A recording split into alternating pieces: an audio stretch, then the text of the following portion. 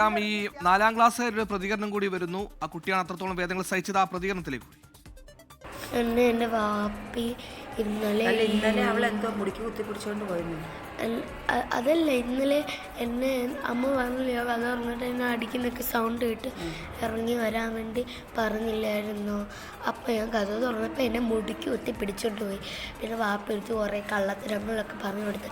ഈ ചെള്ള എൻ്റെ 2 അടി തന്നു, ഈ ചെള്ള 1 അടിയും തന്നു. 3 അടി അടിച്ചോ?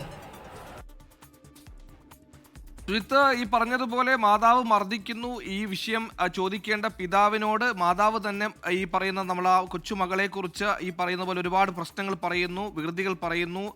ആ പിതാവിനെ കൊണ്ട് മടുപ്പിക്കാൻ എന്തൊക്കെ ചെയ്യാൻ പറ്റുമോ, ആ കുട്ടിയെ മർദ്ദിപ്പിക്കുന്നത് എന്തൊക്കെ ചെയ്യാനാകുമോ, അതിനൊക്കെ ഊർജ്ജം പകരുന്ന സ്വഭാവം കൂടിയാണ് ആ മാതാവിൻ്റെ. വിവരങ്ങൾ.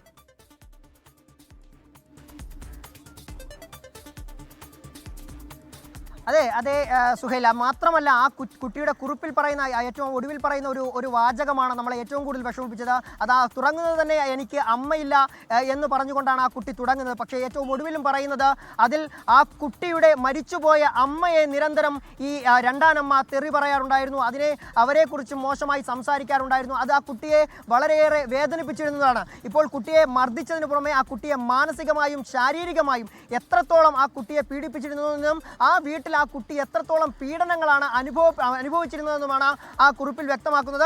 മാത്രമല്ല, ഈ കുട്ടി പഠിക്കാൻ മിടുക്കിയായിരുന്നു. ക്ലാസ്സിൽ എല്ലാ കാര്യങ്ങളും നമുക്ക് ദൃശ്യങ്ങളിലൊക്കെ നമുക്ക് ലഭിച്ചിട്ടുണ്ട്. ആ കുട്ടി ക്ലാസ്സിൽ എത്രത്തോളം നന്നായി പെർഫോം ചെയ്യുന്നുണ്ട് എന്നുള്ളതൊക്കെ ആ ക്ലാസ്സിലെ